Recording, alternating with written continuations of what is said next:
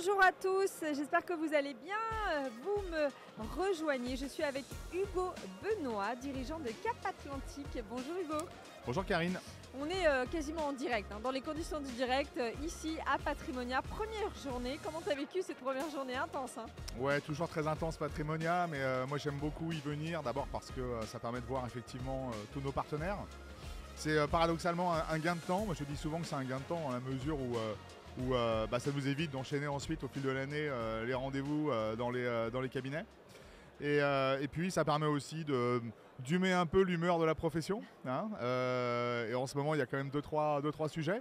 Ouais, donc ça permet effectivement de venir rencontrer et de voir effectivement comment aujourd'hui la perception des CGP sur leur marché. Alors, on va repartir un petit peu sur ton parcours pour ceux qui ne te connaissent pas, mais ils peuvent aussi aller écouter le podcast qu'on a enregistré et qui sera diffusé au mois de novembre avec toi. Tu es dirigeant de Cap Atlantique. Oui. Est-ce que tu peux revenir rapidement sur ton parcours et sur tes deux boîtes et puis après, on va avancer un petit peu justement sur l'actualité. Alors, Cap Atlantique Patrimoine est implanté en Bretagne, à Vannes. Et puis, c'est un cabinet qui a été créé maintenant il y a une quinzaine d'années, en 2007. Qui gère aujourd'hui une centaine de clients, plutôt des clients qu'on appelle mass affluent, des gens qui ont des ressources assez conséquentes. Et en 2018, j'ai créé donc une deuxième structure en association avec le groupe Feedwest, qui est un des gros cabinets d'expertise comptable indépendants de France. Donc cette structure s'appelle Elifia, et donc c'est les deux sociétés aujourd'hui que je pilote, avec deux équipes distinctes. Et puis j'ai une troisième activité, on va dire, qui est plutôt là, créateur, fondateur avec 14 autres associés CGP d'une société de services qui s'appelle InCommon et sur lequel on déploie des solutions pour les CGP sur tout ce qui va être lié à la conformité, à la communication. Enfin, on en reparlera tout à l'heure. Alors, ce qui est intéressant dans ton parcours, mais aussi dans ta philosophie, c'est cette forte convivialité, cet esprit collectif qui est très important pour toi. On le retrouve dans tes valeurs, mais aussi dans ta façon de travailler en fait. Oui, exactement. C'est un moteur pour moi de pouvoir travailler effectivement dans des projets collectifs avec des associés CGP. Dans la façon qu'on a également de travailler avec nos clients, on est dans une approche très collaborative. Nous, on demande vraiment à nos clients de venir vraiment nous aider, de travailler avec nous dans une approche très longitudinale où chacun, le cabinet, les équipes et le client va vraiment s'impliquer dans la relation. Et puis concernant l'équipe, effectivement, l'équipe aujourd'hui de collaborateurs qui nous permet effectivement toujours d'être dans une logique d'échange. Et oui, pour moi c'est un vrai moteur. Et puis avec mes associés experts comptables, pareil, on a un fonctionnement très simple, basé sur la confiance. Et voilà, ça donne une énergie qui est assez sympa. Alors, ce qui est aussi très intéressant dans ton profil et dans le profil de tes deux boîtes, c'est justement le choix et je dirais aussi la pertinence entre l'adéquation entre ton identité, tes valeurs, mais aussi le choix que tu fais, si je peux m'exprimer ainsi, de tes clients. Tu n'as pas envie de représenter tout. Exactement. Mais tu as presque une approche un peu sélective. Alors, c'est vrai que nous, on a une offre très particulière dans la mesure où on a vraiment fabriqué un accompagnement qui est vraiment particulièrement préparé pour les dirigeants d'entreprise et pour les professions libérales. C'est vraiment notre ADN, c'est notre grosse valeur ajoutée. C'est pour ça que moi je suis un fervent militant de l'interprofessionnalité et là où je suis très heureux c'est d'avoir pu créer une société avec un groupe d'expertise comptable. On est en réflexion avec d'autres professions aujourd'hui pour faire la même chose. Parce qu'aujourd'hui, vraiment, nos clients, ce sont des dirigeants d'entreprise. Ils ont besoin d'un accompagnement très particulier. Ils ont besoin d'avoir des compétences particulières. Et finalement, nous, on va exploiter ce qui m'apparaît une aberration. C'est qu'en fait, quand on est client d'un établissement bancaire et qu'on est dirigeant d'entreprise, on va avoir un conseiller pro et un conseiller particulier, ce qui est une aberration puisqu'on parle bien d'un même projet. Et que notre métier, nous, c'est de créer des passerelles entre le statut d'entrepreneur et les projets perso. Et ça nécessite un accompagnement très particulier. Et c'est pour ça qu'on a cette dimension très collaborative, interprofessionnelle. Nous, on amène une équipe en fait autour du dirigeant, avec les experts comptables, les avocats, les notaires, et nous, CGP, qui sommes un peu les chefs d'orchestre. Alors, c'est quoi l'enjeu pour tes deux boîtes, Hugo, là, aujourd'hui ? C'est de consolider cette image-là, d'une équipe au service vraiment d'une population de dirigeants. Ça implique pour nous aussi de recruter des très très bons profils. Nous on a cette culture vraiment d'avoir des gens formés, très très bien formés, plutôt jeunes. Je préfère effectivement avoir des recrutements de gens qui ont une trentaine d'années pour les amener dans notre ADN à nous, hein, plutôt que d'aller retravailler un ADN qu'ils auraient déjà, qui aurait été un peu déformant. Et donc aujourd'hui, nous, c'est vrai que le vrai sujet, là, c'est les recrutements pour les prochaines années. On a un développement qui est important aujourd'hui. Donc on est à la recherche de collaborateurs, grosso modo, un collaborateur tous les 9 mois aujourd'hui, en termes de recrutement. Et donc le prochain recrutement, ça sera probablement pour un poste de chargé d'affaires et ça sera sur le premier trimestre. Et ça, c'est une énergie que on déploie parce que on a vraiment besoin de profils très particuliers et avec un sens client très très très très développé.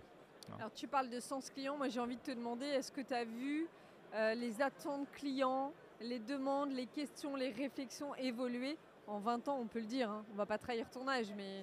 Bah ouais, c'est ça, depuis 20 ans, exactement. Alors oui. Enfin, d'abord, nous-mêmes dans la façon qu'on exerce aujourd'hui, c'est entre guillemets le jour et la nuit. Nous, on est un cabinet où on est sur un mixte avec des honoraires, de la distribution. Donc évidemment, ça c'était des sujets il y a une quinzaine d'années qui étaient des pratiques qui étaient quand même extrêmement rares. Et elles le restent encore aujourd'hui quelque part. Les honoraires, c'est un peu le parent pauvre de notre profession aujourd'hui. Les attentes des clients, en fait...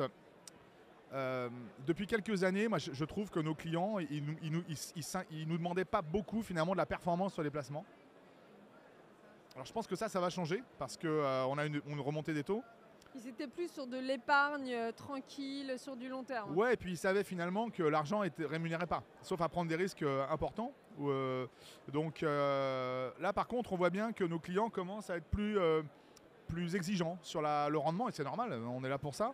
C'est marrant ce que tu dis, parce que si on prend un petit peu les générations d'avant dont je fais partie, on était plutôt sur des profils sécuritaires, donc voire obligataires. Aujourd'hui, on attend beaucoup du rendement des obligataires. Tout à fait. Mais aujourd'hui, notre métier, nous, il est en train de changer. Ça fait 15 ans qu'on ne fait pas d'obliques dans les portefeuilles et on n'avait aucun intérêt à le faire. Il fallait faire du fonds en euros. C'est des obliques non cotés. Et aujourd'hui, on retrouve finalement la deuxième jambe entre guillemets de la location d'actifs qui est l'obligataire, qui délivre aujourd'hui des performances vraiment attractives avec un niveau de risque embarqué aujourd'hui qui est quand même limité si on se limite un peu à l'investment grade. Donc ça, je pense que les clients commencent déjà à avoir un peu plus de demandes sur la partie renta. La vraie évolution, c'est la nature de la relation avec le conseiller qui a énormément changé. L'attente, elle est aujourd'hui sur l'accompagnement, sur la disponibilité. Nous, on est vraiment dans une offre extrêmement à 360 degrés en termes d'accompagnement. Et les clients, quand ils viennent nous voir, ils nous demandent vraiment presque un cocon, quoi, un endroit où en fait ils ont besoin d'un seul interlocuteur et on va leur faire beaucoup de choses qui vont même dépasser parfois notre métier de CGP stricto sensu. Et je pense que l'évolution des clients, de l'attente, elle vient de là. Dernier point qui est très notable, c'est beaucoup plus de pédagogie. Ouais. Les clients aujourd'hui, ils veulent beaucoup plus comprendre ce qu'ils font. Alors, en même temps, ils veulent plus comprendre, excuse-moi Hugo, et en même temps, ils en savent plus. Ouais. C'est ça qui est dingue. Ouais. Tu sens qu'aujourd'hui, tu ne peux plus trop leur raconter du blabla, quoi. Ils savent maintenant presque un peu jouer eux-mêmes, placer. Ils savent les taux, ils savent les rendements, ils savent les perfs. Exactement.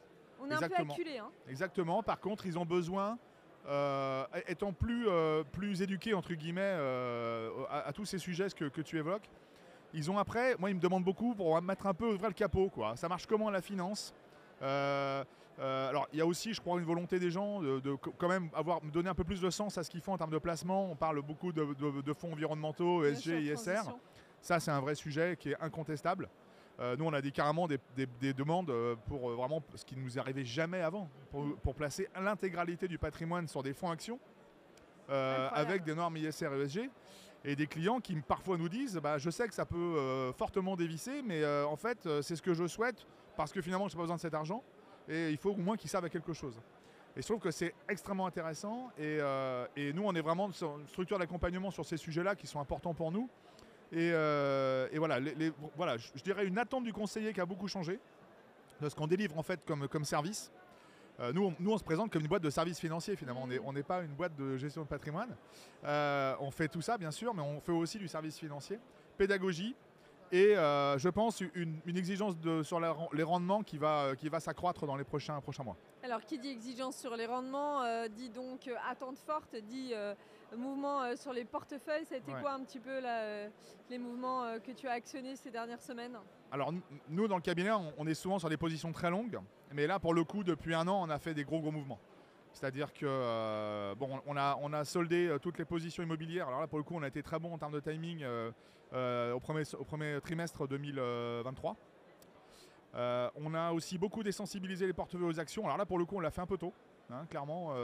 On l'a fait pareil au premier trimestre.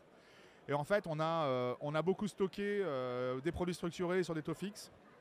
Parce qu'on estime aujourd'hui que c'est des supports avec très peu de risques et avec un vrai sujet. Et puis on a remis du fonds en euros. Ouais. Et on a chargé en obligue, parce qu'aujourd'hui, pour moi, c'est la classe d'actifs la meilleure. Et sur la partie action, moi j'ai des fonds dédiés. Hein. J'ai un gérant qui s'appelle Sadri Tamara qui s'occupe de mes deux fonds, une common opportunité et une common dynamique. Donc lui, je lui laisse piloter cette partie un peu tactique et il les gère dans les deux fonds. Et là, je m'en occupe pas.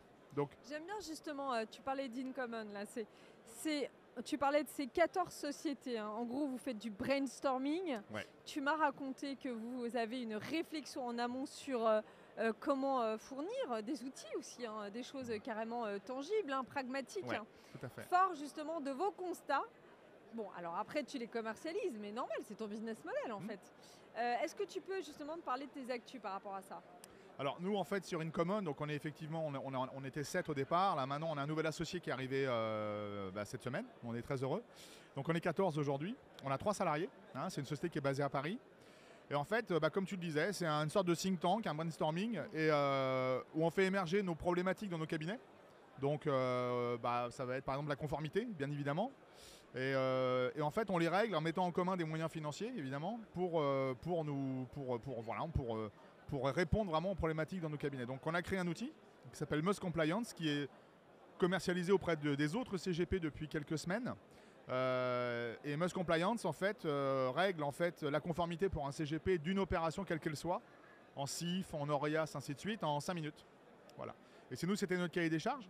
Et après, quand on a commencé à le montrer à des partenaires assureurs, ils ont dit mais attends, c'est exactement ce qu'attendent nos clients CGP. Donc effectivement, on a créé une filiale sur Incommon qui s'appelle Musk Compliance pour commercialiser l'outil. Et on fait ça à chaque fois. Alors des fois, les idées, on les garde pour nous. Et puis des fois, quand on estime que le projet a un sens pour les autres, eh bien on va effectivement le développer.